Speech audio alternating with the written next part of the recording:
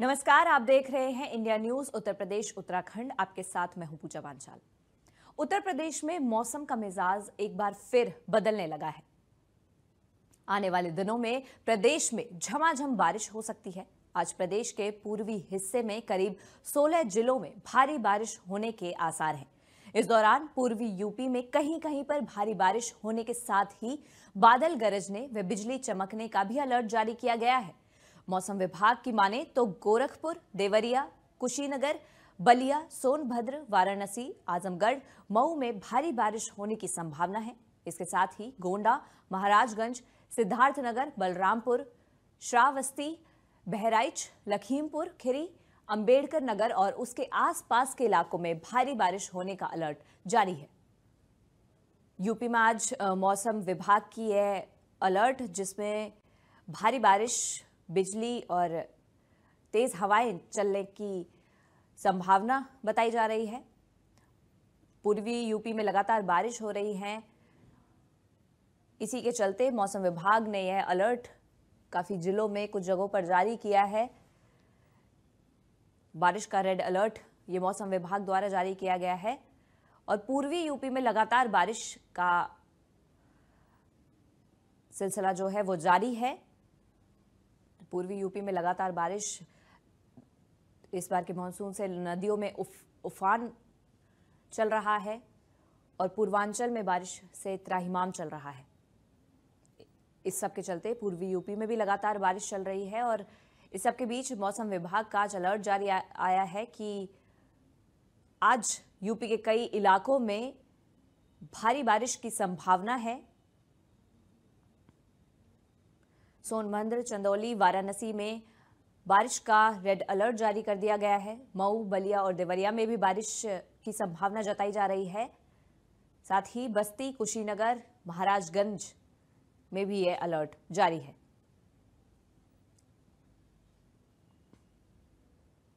काफी समय से हो रहे भारी बारिश के कारण नदियों में भी उफान है। कई लोगों की रोजमर्रा की जिंदगी इससे काफी प्रभावित हो रही है, जिसको लेकर अब आज के लिए मौसम विभाग का यह अलर्ट। फिलहाल अमेठी से संजय हमारे संवाददाता इस पूरे मौसम के बदलाव को लेकर जुड़े हुए हैं। संजय, फिलहाल वहां पर क्या स्थिति है? मौसम की कैसी भरमार हो रही है वहां पर? लगातार जिस तरीके से बीते दिनों भीषण गर्मी और उमस चल रही थी, उससे कहीं न कहीं अब राहत मिलती दिख रही है, क्योंकि मौसम विभाग ने आज 15 से अधिक जनपदों में बारिश का जो अलर्ट है वो जारी किया है। साथ ही साथ वज्रपात और बिजली की भी संभावना मौसम विभाग ने जताई है। तो ऐसे में देखा यह जाए तो पूर्वी जो इलाके हैं, उत्तर प्रदेश के जो पूर्वी जनपद है, वहां पर भारी बारिश का अलर्ट है। गोरखपुर, बस्ती और मऊ, देवरिया, इन जगहों पर भारी बारिश का अलर्ट है। लेकिन उसके साथ ही साथ जो 15 जिले हैं वो उत्तर प्रदेश के, जैसे वाराणसी हो गया, अमेठी हो गया, प्रतापगढ़ हो गया, रायबरेली हो गया, ऐसे जनपदों में हल्की बारिश और बिजली और वज्रपात जैसी संभावनाएं मौसम विभाग ने जताई है। और उसका असर भी सुबह से देखने को मिल रहा है, क्योंकि मौसम लगातार जो है वो नमी बनी हुई, जिस तरीके से भीषण गर्मी थी, उमस थी, चिलचिलाती धूप थी, उससे राहत मिलती दिख रही है। और आसमान में जो घने काले बादल है वो देखने को मिल रहे हैं। हालांकि देखा यह जाए कि जिस तरीके से मौसम विभाग ने अलर्ट जारी किया है, उससे साफ देखने को मिल रहा है कि दोपहर बाद जो बूंदाबांदी है वो शुरू हो जाएगी। दोपहर बाद जो बारिश का सिलसिला है वो शुरू हो जाएगा और कहीं ना कहीं अब उसका असर भी पूरी तरीके से देखने को मिल रहा है। और ये बारिश एक तरफ अगर देखा जाए तो जो किसान हैं उनके लिए फायदेमंद साबित होगी, क्योंकि बीते एक सप्ताह पहले जब बारिश नहीं हुई थी, तब से लगातार जो धान की फसल है उसमें पानी की आवश्यकता थी, जिसको लेकर किसान चिंतित थे। लेकिन अब जब बारिश का आसार दिख रहा है तो कहीं ना कहीं किसानों के लिए बारिश जो है वो फायदेमंद साबित होगी। हालांकि भीषण उमस और बारिश, जिस तरीके से मौसम में उतार चढ़ाव देखने को मिल रहा है, उससे तमाम तरीके की जो मौसमी बीमारियां हैं उसने अपना असर छोड़ा है। जनपद पूरी तरीके से जो वायरल फीवर है, जो सर्दी जुकाम है, खांसी है, उसकी चपेट में है। लगातार देखा जा रहा है कि सीएससी पर, पीएससी पर, जिला अस्पताल पर जो बड़ी मात्रा में, यूं कहा जाए कि बड़ी संख्या में जो पेशेंट है वो पहुंच रहे हैं। और ऐसे में कहीं ना कहीं चुनौती है स्वास्थ्य विभाग के लिए, क्योंकि जिस तरीके से डेंगू, मलेरिया, वायरल फीवर ने इस समय अपना असर छोड़ा है, उससे उससे हर जगह देखा जाए कोई ऐसा घर बचा नहीं है जहां पर वायरल फीवर, सर्दी, खांसी, जुकाम के जो पेशेंट है वो न देखे जा रहे हो। ऐसे में कहीं ना कहीं स्वास्थ्य विभाग के लिए बड़ी चुनौती है कि अब इस वायरल फीवर या वायरल जो मौसमी बीमारियां हैं उनसे कैसे निपटता है, क्योंकि लगातार इसकी चपेट में है। हालांकि मौसम एक बार फिर से जब नर्म होगा तो तमाम जो मौसमी बीमारियां हैं उससे थोड़ी सी राहत देखने को मिलेगी, क्योंकि जिस तरीके से मौसम विभाग का अलर्ट है तो कहीं ना कहीं बारिश का दौर जो है वो दोपहर बाद शुरू हो सकता है। और फिर से मौसम विभाग ने ये चेतावनी जारी किया है, साथ ही साथ आकाशीय बिजली वज्रपात जैसी भी जानकारी सामने आ रही है। तो कहीं ना कहीं लगातार मौसम विभाग अलर्ट कर रहा है कि जब मौसम खराब हो तो तमाम सावधानियां आम जनमानस को बरतना चाहिए, क्योंकि खराब मौसम में आकाशीय बिजली और वज्रपात जैसी समस्याओं से जनहानि होती है। और ऐसे में सुरक्षित स्थानों पर अपने आप को रखें। तो कुल मिलाकर यूं कहा जाए कि मौसम करवट ले चुका है और जो उमस थी, भीषण जो चिलचिलाती धूप थी, उससे आम जनमानस को राहत मिल रही है। और दोपहर बाद जनपद अमेठी में भी मौसम के करवट होने का अनुमान लगाया जा रहा है। जी जी, वहीं गाजियाबाद से हमारे संवाददाता संतोष चौहान हमारे साथ जुड़ गए हैं। संतोष, फिलहाल वहां पर क्या मौसम की स्थिति बनी हुई है? जी बिल्कुल, जिस तरीके से मौसम विभाग ने जो है कल 16 तारीख के लिए बरसात बताई है दिल्ली एनसीआर में। मौसम विभाग के अनुसार कल जो है बरसात हो सकती है। तो ऐसे में अगर बात की जाए कि पिछले एक सप्ताह से यहाँ पे बरसात नहीं हुई है, पूरा सप्ताह निकल गया और परंतु मौसम में फिर भी जो है नमी रही है। हवा जो है ठंडी चलती है सुबह के समय, परंतु दोपहर में अगर बात की जाए तो उमस जरूर पैदा हो जाती है। लेकिन अभी की अगर बात की जाए तो अभी सुबह के 9:30 जो है बज चुके हैं और लगातार इसी तरह जो है पूरा सप्ताह निकला है। सुबह की अगर बात की जाए तो सुबह धूप निकलती है, लेकिन धूप में उतनी वो गर्मी या वो उमस नहीं होती है। दिन दोपहर के समय जरूर जो है उमस पैदा हो रही है। लेकिन जिस तरीके से मौसम विभाग ने बताया है कि जो है 16 तारीख को बरसात होगी और पूर्व में भी ऐसा अनुमान रहा है या अनुभव रहा है कि जो मानसून है वो 15 सितंबर तक दिल्ली एनसीआर में दस्तक देता आया है। हमेशा 15 सितंबर तक यहाँ पे बरसात होती रही है। तो ऐसे में अगर बात की जाए मौसम विभाग की तो कल जो है बरसात बताई गई है। कल बरसात होने से जो है यहाँ पे जिस तरीके से मौसम जो पिछले एक सप्ताह से लगातार ठीक बना हुआ है, उससे पहले लगातार एक सप्ताह बरसात हुई थी। उस बरसात ने यहाँ पे जो है पूरी तरीके से एक तरह कहा जाए कि अस्त व्यस्त कर दिया था जीवन। लगातार सुबह शाम बरसात हो रही थी तो सारी सड़कें खराब हो गई थी, लोग कामकाज पे नहीं पहुंच पा रहे थे, घरों में लोगों को एक तरह से कैद कर दिया था। और उसका असर देखने को ये मिल रहा है कि अब जो उमस होती है दोपहर में, उससे कहीं ना कहीं लोग जो है वायरल फीवर के यहाँ पे चपेट में आ रहे हैं। क्योंकि जब तो उमस के बाद गर्मी में जब लोग कोई भी ठंडा पेयजल या कोई पानी कोई पीते हैं तो ऐसे में लोगों को वायरल फीवर जो है यहाँ पे जकड़ रहा है। हर घर में यहाँ भी ऐसी स्थिति बनी हुई है लगभग गाजियाबाद में कि वायरल फीवर की चपेट में हर कोई आ रहा है।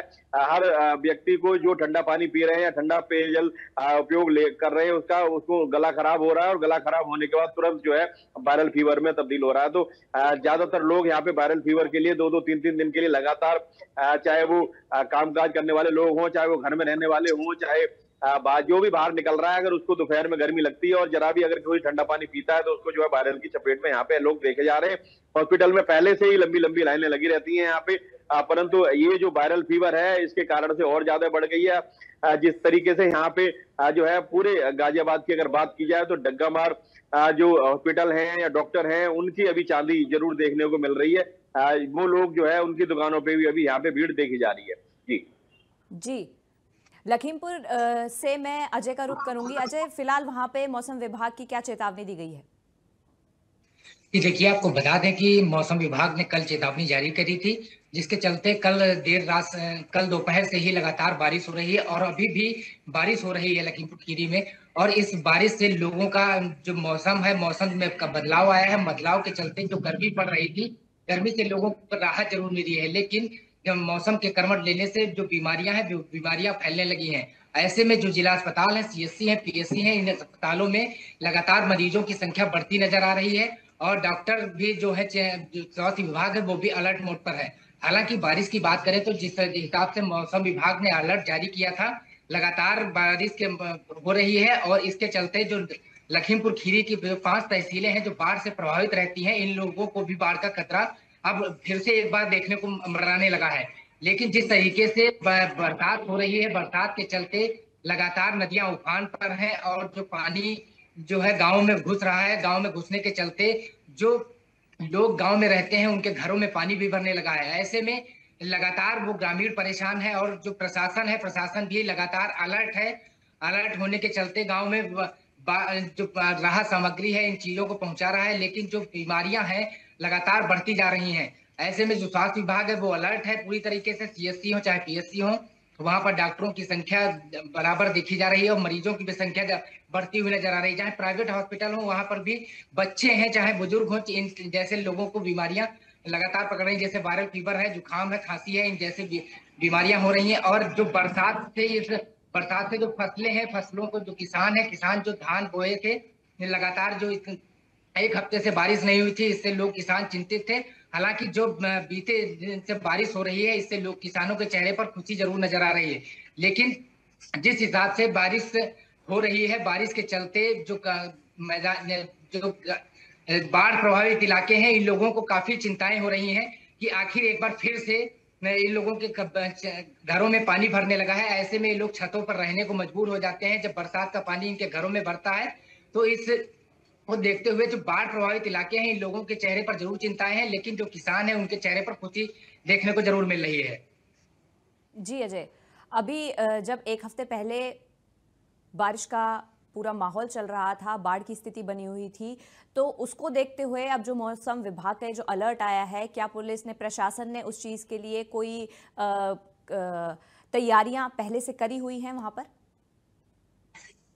जी देखिए, जिस तरीके से मौसम विभाग का अलर्ट आया है, ऐसे में प्रशासन लगातार अलर्ट हुआ है और जो बाढ़ प्रभावित इलाके हैं वहां पर भी प्रशासन के अधिकारी हो चाहे कोई भी हो, वो अधिकारी वहां पहुंच रहे हैं। लेकिन जिस तरीके से बाढ़ हर वर्ष आती है, ऐसे में एक सरकार और प्रशासन पर बड़ा सवाल खड़ा होता है, क्योंकि जो ग्रामीण लगातार आरोप लगाते हैं कि जब बाढ़ आती है तो प्रशासन अलर्ट हो जाता है और जो सिंचाई विभाग हो चाहे बाढ़ खंड हो, ऐसे में ये लोग अलर्ट हो जाते हैं। अगर इससे पहले ये लोग जो परियोजनाएं होती हैं इन पर काम कर लिया जाए तो इस ऐसे में हम लोगों के घरों में या गाँव में पानी पहुंचने के आसार नहीं होते हैं। लेकिन जब बाढ़ या बरसात होती है तो ये बाढ़ और सिंचाई खंड के अधिकारी वहां पर काम चालू कराते हैं, जिससे जो परियोजनाएं होती हैं वो बाढ़ के पानी में बह जाती हैं। ऐसे में ग्रामीणों को काफी चिंताजनक होती है, क्योंकि जो बाढ़ लखीमपुर खीरी में आती है तो ये 5 तहसीलें गोला, पलिया, लखीमपुर सदर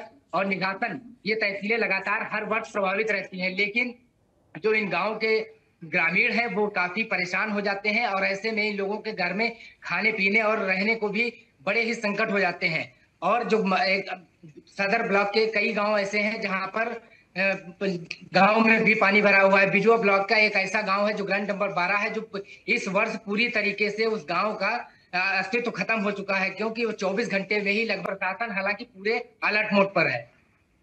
जी संजय, मैं आपसे पूछना चाहूंगी कि क्या वहां पर प्रशासन ने कोई दिशा निर्देश दिए हैं, क्या कोई खासा तैयारियां की हैं मौसम विभाग के इस अलर्ट को देखते हुए? तो देखिए, कहीं ना कहीं अगर आपको हम बता दें कि अमेठी जो जनपद है थोड़ा ऊपरी हिस्सा है और किसी बड़ी नदी की जो कनेक्टिविटी है वो जनपद अमेठी में देखने को नहीं मिलती। 10 से 12 ऐसे गांव हैं जहां पर गोमती नदी की कनेक्टिविटी दिखती है, लेकिन जब बहुत ज्यादा गोमती का जलस्तर बढ़ता है तब जाकर उन गांवों को प्रभावित करता है। बाकी जो और भी नदियां हैं वो छोटी छोटी नदियां हैं, लेकिन उनका जलस्तर जब बढ़ता है तो वो उनका जलस्तर, क्योंकि नदियों की सफाई भी की गई थी समय से, इसकी वजह से वो कहीं ना कहीं उनका जो जलस्तर है वो प्रभाव नहीं डालता। लेकिन जिस तरीके से जब तेज बारिश होती है तो जो मुख्यालय है या फिर जो अमेठी तहसील है, अगर यहाँ की हाल की हम बात करें तो यहाँ पर जो जल जमाव है वो बड़ी मात्रा में देखने को मिलता है। सरकारी कार्यालय पूरी तरीके से लबालब हो जाते हैं। तो ऐसी स्थिति में लगातार जो यहाँ की नगर पालिका है, जो नगर पंचायत है, उसने सफाई अभियान चालू किया था, लेकिन वो धरातल पर जब दिखा कि तेज बारिश हुई तो तमाम वो अभियान जो है वो धरे के धरे रह गए। लेकिन जब हमने स्वयं अमेठी के जिलाधिकारी से बात किया तो उन्होंने तमाम तरीके की जो तैयारियां हैं उसका उन्होंने जिक्र किया और उन्होंने साफ कर दिया कि हर तरीके के जो विभाग है पर अगर किसी प्रकार की दिक्कत होती है तो संबंधित जो अधिकारी है वो मौके पर पहुंचेंगे। राहत और बचाव कार्य के लिए जो टीमें हैं उनको तैयार रखा गया है। कंट्रोल रूम जो आपदा और बाढ़ का है वो बनाया गया है, जिसमें 24x7 लगातार अधिकारी जो है वो ड्यूटी दे रहे हैं। अगर कहीं से भी कोई समस्या आती है तो जो टोल फ्री नंबर जारी किया गया है अमेठी जिला प्रशासन की तरफ से, उस पर आप सूचना दीजिए और तत्काल राहत और बचाव कार्य वहां पर किया जाएगा। हालांकि देखा यह जाए कि लगातार आकाशीय बिजली की समस्याएं जरूर जनपद में देखने को मिली। जो जर्जर भवन थे, जर्जर जो दीवारें थी, उनके गिरने की समस्याएं देखने को मिली और इससे कई सारे यानी आधा दर्जन से ज्यादा लोगों की जान भी इस बारिश के मौसम में जनपद अमेठी में गई है। हालांकि प्रशासन पूरी तरीके से अलर्ट है सभी विभागों को अलर्ट पर रखा गया है। स्वास्थ्य विभाग भी अपनी तरीके से पूरी तरीके से अलर्ट है। हालांकि देखना यह होगा कि जिस तरीके से आज हल्की बारिश की संभावना मौसम विभाग ने जताई है, लेकिन आने वाले दिनों में जब मौसम करवट लेगा तो तेज बारिश के भी अनुमान जनपद अमेठी में लगाए जा रहे हैं।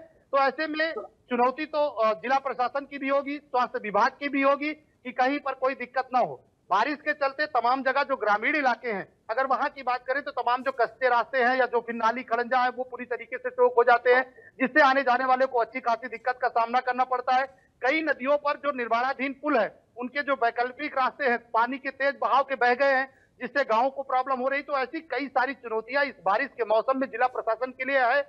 लेकिन जब अब और तेज बारिश होगी या और ज्यादा मौसम खराब होता है तो ये परेशानियां लोगों के लिए बढ़ेगी। हालांकि जिला प्रशासन अलर्ट पर है, समुचित व्यवस्था का प्रयास लगातार जिला प्रशासन की तरफ से किया जा रहा है।